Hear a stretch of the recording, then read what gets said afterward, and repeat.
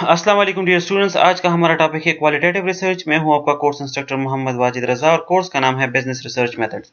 Research हम दो तरीकों से कर सकते हैं। ये हम क्वालिटेटिव तरीके से भी कर सकते हैं और क्वांटिटेटिव तरीके से भी कर सकते हैं।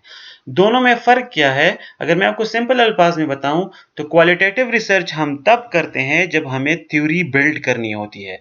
सो the basic objective of qualitative research is to build a theory. Quantitative research इसके बरअक्स थ्योरी बिल्ड नहीं करता, बल्कि वो थ्योरी टेस्ट करता है। जो क्वालिटेटिव रिसर्च ने एक थ्योरी डेवलप की हो, उस थ्योरी को आगे मुख्तलिफ कॉन्टेक्स्ट में क्वांटिटेटिव रिसर्च से टेस्ट करते हैं। क्वालिटेटिव रिसर्च हम तब करते हैं जब आपके सामने एम्बिग्विटी हो, जब आप चीज़ों को एक्सप्लोर करना चाहते हो, जब आप बिल्कुल कुछ नया दरियाफ्त करना चाहते हो, उस केसेस में हम क्वालिटेटिव रिसर्च करते हैं। क्वांटिटेटिव रिसर्च हम कब करते हैं? जब हमें चीज़ों का थोड़ा बहुत आइडिया हो, उस पे लोगों ने थ्योरीज प्रेजेंट किए हों, लेकिन वो थ्योरीज जस्ट थ्योरीज होते हैं, उनके एम्पेरिकल एविडेंस अभी नहीं होता। तो उन थ्योरीज को लेके हम आगे स्टेटिस्टिकल एनालिसिस के थ्रू जनरलाइज कर देते हैं, उनके हम एम्पेरिकल एविडेंस प्रोवाइड कर देते हैं। तो इसको हम क्वांटिटेटिव रिसर्च कहते हैं। क्वालिटेटिव रिसर्च सब्जेक्टिव होता है और क्वांटिटेटिव रिसर्च ऑब्जेक्टिव होता है। इसका क्या मुराद है कि सब्जेक्टिव, जैसे आपका एक क्वेश्चन पेपर में आपके दो पार्ट्स होते हैं, एक ऑब्जेक्टिव होता है और एक सब्जेक्टिव। तो ऑब्जेक्टिव में आपके पास ऑप्शन, मतलब कि ये है कि जो आपके सपोज एक एमसीक्यूज है, एक सवाल दिया गया है और नीचे 4 ऑप्शन दिए गए हैं, तो आपने उनमें से सिर्फ एक ऑप्शन क्लिक करना है। आप ये नहीं कर सकते कि उन चारों को छोड़ के कुछ और लिख दें। तो ऑब्जेक्टिव में आपके पास रिस्पांस के लिए चांसेस कम होते हैं, आपको एक खास हद तक आज़ादी होती है, उससे आगे आप नहीं जा सकते। सब्जेक्टिव क्या होता है? उसमें आपको क्वेश्चन दिया जाता है और जो भी आपके जहन में आता है, जो आपका ओपिनियन है या जो फिर आपने पढ़ा है, उसके मुतालिक आप कुछ भी लिख सकते हैं। आप थोड़ा भी लिख सकते हैं, आप ज़्यादा भी लिख सकते हैं। तो इसी तरह जो क्वांटिटेटिव रिसर्च है, उसमें हम थ्योरी टेस्ट करते हैं और जो डेटा हम कलेक्ट करते हैं वो आपसे मतलब बहुत ही एक रिस्ट्रिक्टिव रिस्पांस लिया जाता है। अगर आपको कोई क्वेश्चन दिया जाता है और उसके नीचे फिर आपको कहा जाता है कि या तो आप यस क्लिक करें या फिर आप नो क्लिक करें, या फिर ज्यादा से ज्यादा उसको हम 5 पॉइंट्स में कर देते हैं कि आप स्ट्रांगली एग्री है, जस्ट एग्री है, न्यूट्रल है, डिसएग्री है या स्ट्रांगली डिसएग्री है। इनके अलावा हम आपसे नहीं पूछते कि आप इसमें अपने बारे में अपनी तरफ से कुछ बताएं, कुछ डिटेल्स दें। और ये भी मैं क्वांटिटेटिव रिसर्च की बात कर रहा था।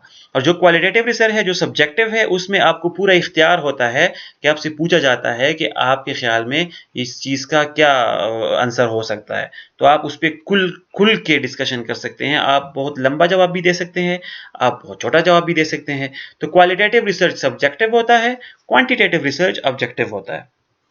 So qualitative research is collecting, analyzing and interpreting data by observing what people do and say. Qualitative research refers to the meaning, concepts, definition, characteristics, metaphor, symbols and description of things. Qualitative research is subjective and uses very different method of collecting information, including individual in-depth interviews and focus group. अब जैसे मैंने कहा qualitative research subjective है, तो इसमें data collection के लिए या तो आप इंटरव्यूज लेते हैं ताकि लोग खुलकर आपको अपनी जो उनकी राय है, जो ओपिनियन है या जो वो जो बताना चाहते हैं वो खुलकर बताएं, या इसमें आप फोकस ग्रुप्स करते हैं या फिर आप इसमें इन डेप्थ इंटरव्यूज लेते हैं। इसके बरक्स क्वांटिटेटिव रिसर्च में ज्यादातर आपका डेटा क्वांटिटेटिव इन नेचर होता है, या तो आप सेकेंडरी प्लेटफॉर्म से डेटा उठा लेते हैं, जैसे अगर आपको जीडीपी का डेटा चाहिए तो वो वेबसाइट पे अवेलेबल होता है, वो आप उठा लेते हैं। या फिर अगर आपने रिस्पोंडेंट से डेटा लेना है तो आप क्वेश्चनेयर बना लेते हैं और रिस्पोंडेंट जस्ट यस नो या फिर स्ट्रांगली एग्री और डिसएग्री वाली उस चक्कर पे आपको रिस्पांस दे देते हैं। तो वो बड़ा ऑब्जेक्टिव रिस्पांस होता है और यहाँ क्वालिटेटिव रिसर्च में आपका सब्जेक्टिव रिस्पांस होता है। और जैसे मैंने कहा क्वालिटेटिव रिसर्च एक्सप्लोरेटरी है, ये ओपन एंडेड है। अब अगर आपने क्वालिटेटिव रिसर्च करना है तो उसके करने के लिए मैं एक फर्जी मिसाल आपको दे देता हूं और 5 स्टेप्स में ये पूरा प्रोसीजर आपको समझा देता हूं। जरूरी नहीं कि आप क्वालिटेटिव रिसर्च के बारे में यही 5 स्टेप्स लिखें, ये स्टेप्स ज्यादा होते हैं असल में, लेकिन मैंने आपको यहाँ पे समझाने के लिए एक छोटा करके इसको समझाने की कोशिश की है। सपोज जब भी आप रिसर्च करते हैं तो हमेशा रिसर्च करने के लिए आपके पास प्रॉब्लम होना चाहिए, एक एक क्वेश्चन होगा तभी आप रिसर्च करेंगे। तो क्वांटिटेटिव और क्वालिटेटिव रिसर्च के क्वेश्चन में डिफरेंस होता है। फॉर एग्जांपल आप एम्प्लॉय स्ट्रेस के बारे में काम करना चाहते हैं, तो आपका क्वांटिटेटिव रिसर्च कैसे होगा? क्वांटिटेटिव रिसर्च में आप एक खास वेरिएबल लेंगे और उसी को टेस्ट करेंगे कि ये स्ट्रेस का वजह है या नहीं है। फॉर एग्जांपल आप एम्प्लॉय स्ट्रेस की बात कर रहे हैं, तो आप उसको टेस्ट करना चाहते हैं कंपेंसेशन के साथ, कि लोगों की तनख्वाहें कम है, उनको कंपेंसेशन ज्यादा नहीं मिल रही, इसीलिए इन पे स्ट्रेस है। तो आपका रिसर्च क्वेश्चन कैसे होगा कि is there any relationship between compensation and employee stress? तो यहाँ पे जो आपका रिसर्च होगा वो सिर्फ कंपेंसेशन और एम्प्लॉइज कंपेंसेशन और स्ट्रेस के बारे में बात करेगा, वो किसी और चीज को टच नहीं करेगा। तो जो रिस्पोंडेंट से आप डेटा लेंगे उनमें आप पूछेंगे, आप बताएं कंपेंसेशन वजह है या नहीं है, ऐसे क्वेश्चन होगा।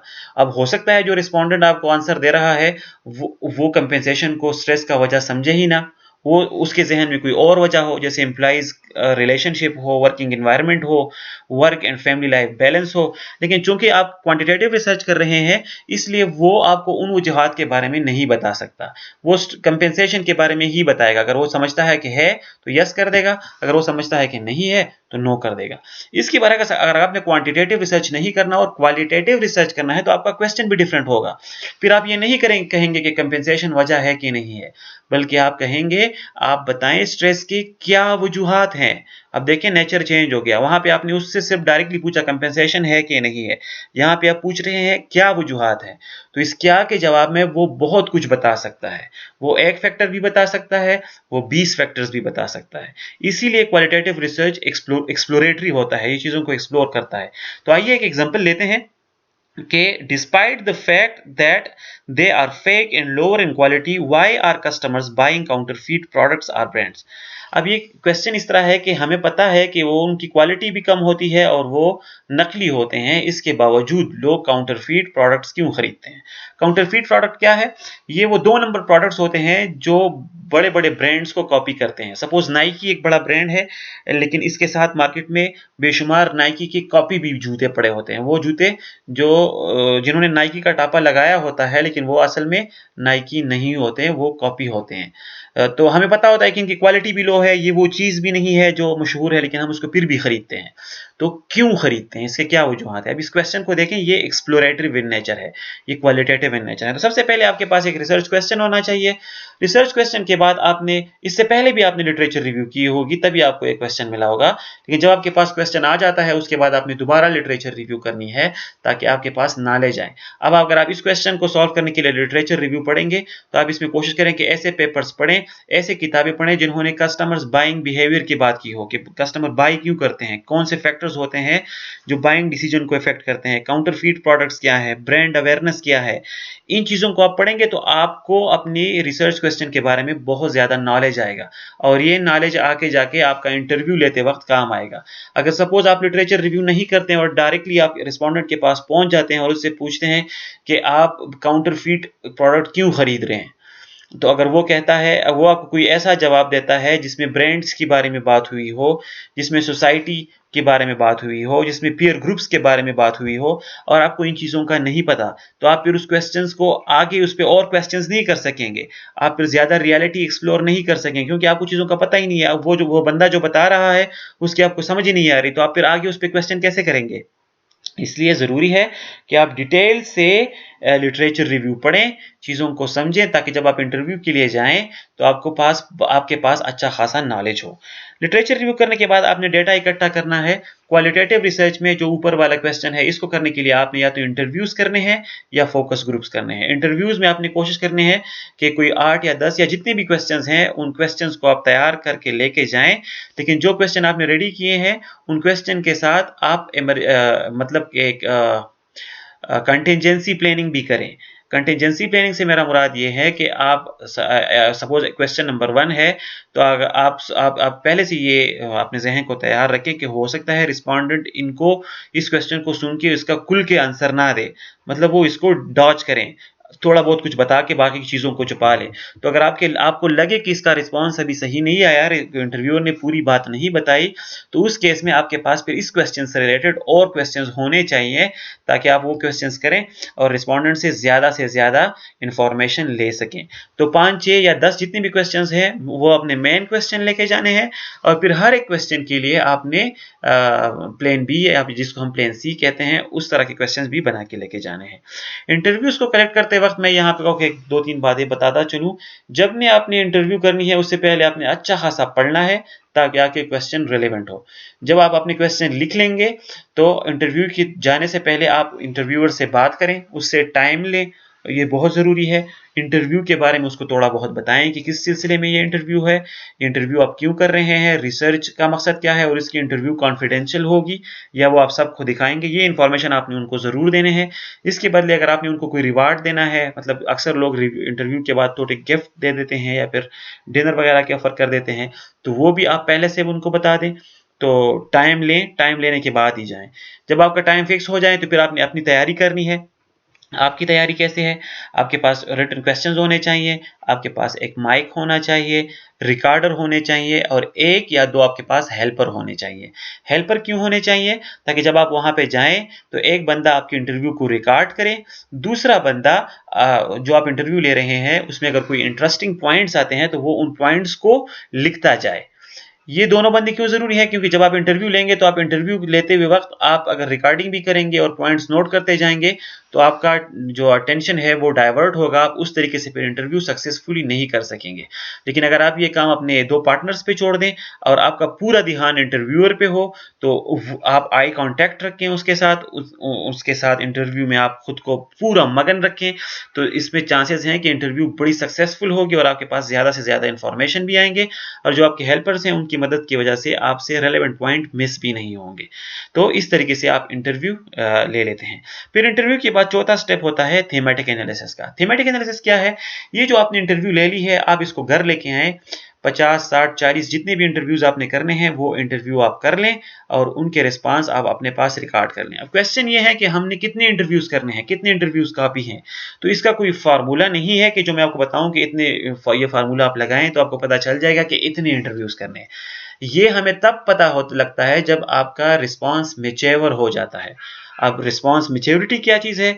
जब आप इंटरव्यू ले लेते हैं किसी एक बंदे से तो वो आपको बड़े नई नई बातें बता देता है।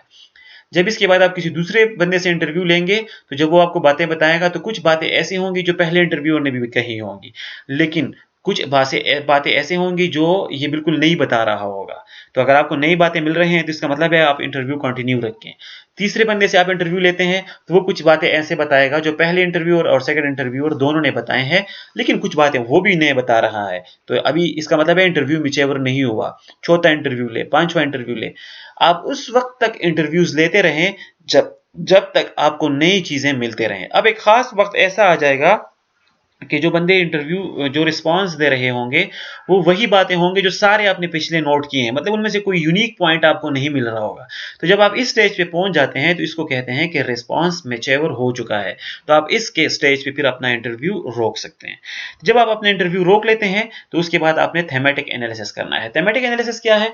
जो इंटरव्यूज आपने लिए हैं, रिकॉर्ड किए हैं, इनको फिर आप सुने और इनको ट्रांसलेट करें इंग्लिश में या फिर जो भी आपकी जुबान है उसमें, और ट्रांसलेट करने के बाद इसको टाइप करें। टाइपिंग की क्या जरूरत है? जब ये पेपर वर्क पे आ जाता है तो इसके बड़े फायदे होते हैं। एक तो ये इंटरव्यू जाया नहीं होता, दूसरा इसको पढ़ने में आसानी होती है। जब सारे इंटरव्यूज आप टाइप कर लेते हैं उसके बाद फिर स्टेप ये है कि आप हर एक इंटरव्यू को लें, उसको डिटेल से पढ़ें, बार बार पढ़ें और उसको समझें, और उस इंटरव्यू का एक शॉर्टकट समरी बनाएं। एक डायग्राम अगर आप बना लें तो बहुत ज्यादा बेहतर रहेगा। डायग्राम मतलब कि उसके कुछ फैक्टर्स आप निकालें कि काउंटरफीट प्रोडक्ट को वो जो खरीद रहा है उसके पीछे क्या वजूहात है। तो उसने जो वजूहात बताए हैं, जो उसने कॉन्टेक्स्ट बताया है, उसको एक डायग्राम की सूरत रिप्रेजेंट करें कि क्या क्या वजूहात हैं। तो इस तरह एक इंटरव्यू से आपके पास एक डायग्राम या एक थीम आ जाएगा। एक इंटरव्यू का थीम आप निकाल लेंगे, फिर दूसरे इंटरव्यू का थीम, फिर तीसरे इंटरव्यू का थीम। इस तरह आपके पास 50 इंटरव्यूज अगर आपने लिए हैं तो 50 थीम्स आ जाएंगे। फिर आप इंटरव्यूज को अलग रख के उन थीम्स को आप बार बार पढ़ें कि इन 50 थीम्स में ऐसी कौन सी बात है जो मुश्तरक है, जो कॉमन है। तो फिर उन 50 थीम्स के बाद आप कोशिश करें कि कोई एक ऐसा थीम बनाएं जो मेजॉरिटी ऑफ द थीम्स को रिप्रेजेंट कर सके।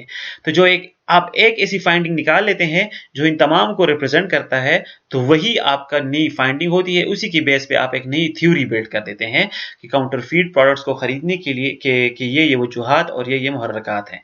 तो आपकी अपनी एक फाइंडिंग आ जाती है और आखिरी स्टेप में फिर आपने उस फाइंडिंग पे एक रिपोर्ट लिखनी होती है और यूं आपका क्वालिटेटिव रिसर्च कंप्लीट हो जाता है। क्वालिटेटिव रिसर्च जब हम करते हैं तो इसके स्ट्रेंथ्स क्या है? Good for examining feeling and motivations, is conducted when there is ambiguity and we want to explore something. Basic purpose of such research is to build a theory, allow for complexity and depth of issues, provides insight into the real life situation. इसकी कमजोरियां क्या है? जिस तरह मैंने ये strength की बात की तो मैंने पहले इसको डिस्कस किया कि अब इसकी मजबूती क्या है। आप ये तब करते हैं जब कंफ्यूजन हो, जब आपने नई चीजें एक्सप्लोर करनी हो, जब आपने लोगों के मोटिवेशन के बारे में देखना हो, जब आपने लोगों की फीलिंग्स को जानना हो, जब एम्बिग्विटी हो, जब कंफ्यूजन हो, जब आपने थ्योरी बिल्ड करनी हो। तो इन तमाम केसेस में क्वालिटेटिव रिसर्च एक इंतहाई अहम टूल है।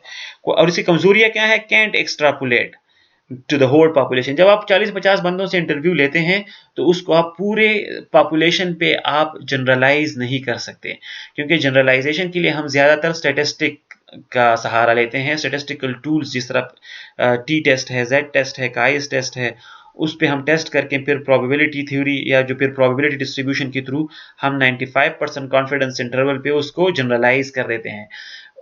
वो तब ही पॉसिबल है जब आपके पास क्वांटिटेटिव डेटा हो, जब आपके पास नंबर्स हो। क्वालिटेटिव डेटा में तो आपके पास इंटरव्यूज वगैरह होते हैं, इसलिए इनको फिर स्टेटिस्टिक के थ्रू जनरलाइज करना थोड़ा सा मुश्किल होता है। वॉल्यूम ऑफ डेटा इसका दूसरा बहुत बड़ी खामी है, क्योंकि आप क्वालिटेटिव रिसर्च कर रहे हैं, आप इंटरव्यूज कलेक्ट कर रहे हैं और हर एक इंटरव्यू काफी लंबी हो सकती है। 10-20 मिनट से लेके 2-3 घंटों तक एक इंटरव्यू हो सकता है। तो सोच लें, अगर एक बंदा आपको 2-3 घंटे इंटरव्यू दे रहा है और आप उसको टाइप करते हैं तो 10-12 हज़ार वर्ड्स आराम से बन जाते हैं। फिर इस तरह की दूसरी इंटरव्यू, फिर तीसरी इंटरव्यू, तो इस तरह का 50 या 100 इंटरव्यूज आपने लिए हैं, तो सोचें कितना ज्यादा डेटा आपके पास होगा। तो उस डेटा को संभालना, उसको क्लीन करना, उसको उसको पढ़ना, उसको समझना, ये बहुत मुश्किल होता है। तो ये इसकी दूसरी बड़ी वीकनेस है।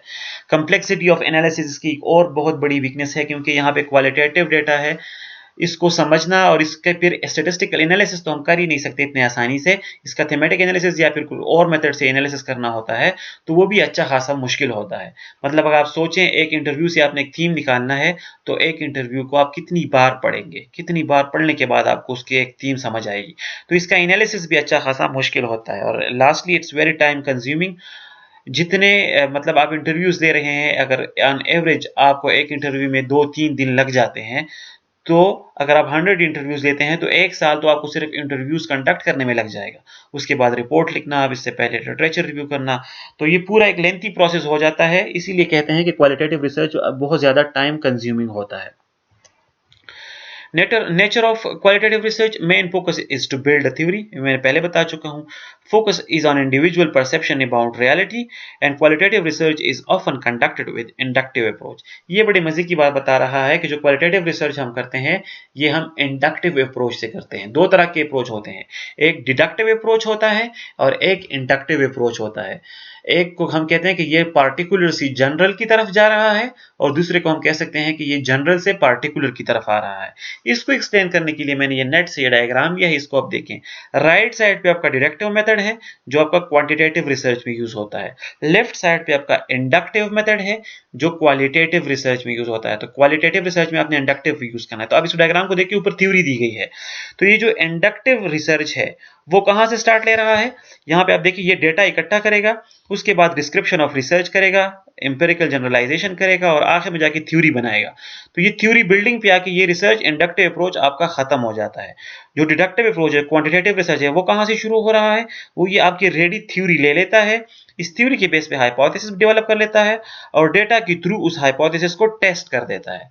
तो थ्योरी टेस्ट हो जाती है। तो डिडक्टिव अप्रोच थ्योरी टेस्टिंग की तरफ जा रहा है, इंडक्टिव अप्रोच थ्योरी बिल्डिंग की तरफ जा रहा है। यहाँ पे आप देख सकते हैं, तो डिडक्टिव में आप थ्योरी से स्टार्ट लेते हैं, फिर हाइपोथेसिस डेवलप करते हैं, फिर ऑब्जर्वेशन जो डेटा इकट्ठा करते हैं और उसको कंफर्म करते हैं, स्टैटिस्टिकल टूल्स के जरिए टेस्ट करते हैं।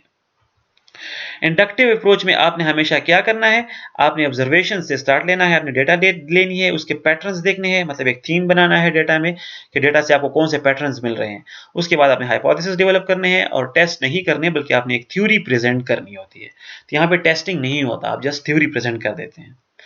आपने क्वालिटेटिव रिसर्च कब करना है, तो ये मैं पहले बता चुका हूं। क्वालिटेटिव रिसर्च तब करना होता है जब एम्बिग्विटी हो, जब आपने नई चीजों को एक्सप्लोर करना हो, टोटल एक थ्योरी बिल्ड करनी हो। तो when variables can not be quantified, when variables are best understood in their natural settings, when variables are studied over real time, when studying intimate details of role processes and groups, when the paramount objective is understanding.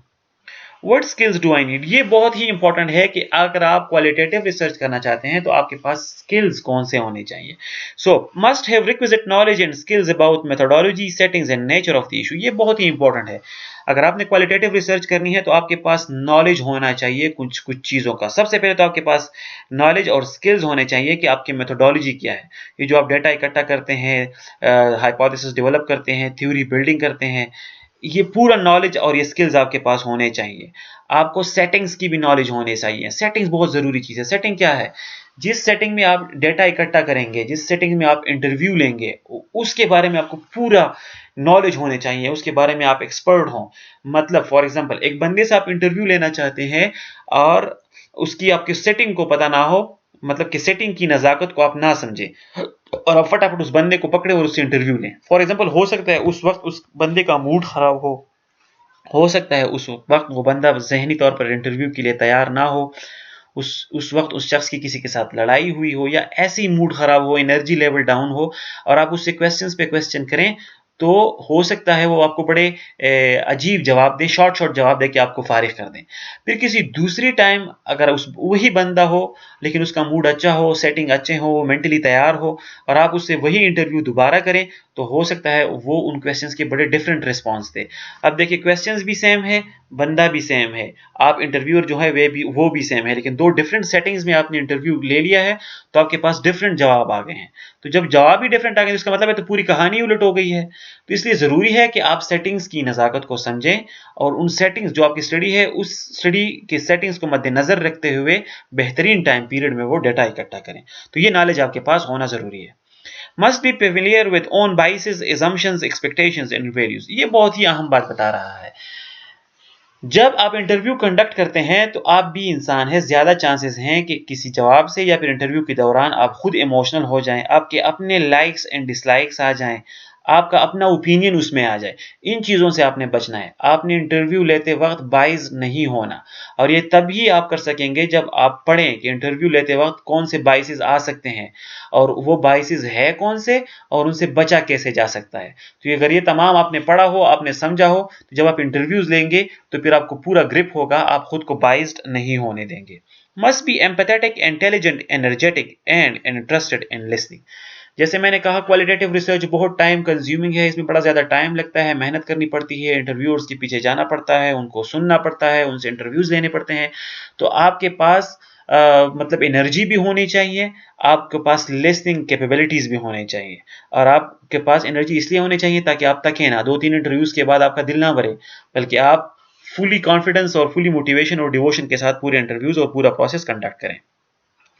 Must be open to embrace multiple realities. ये बहुत अहम बात बता रहा है।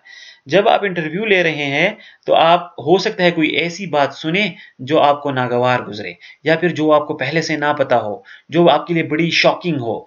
तो आप में ये क्वालिटी होनी चाहिए कि आप मल्टीपल रियलिटीज को बर्दाश्त कर सकें।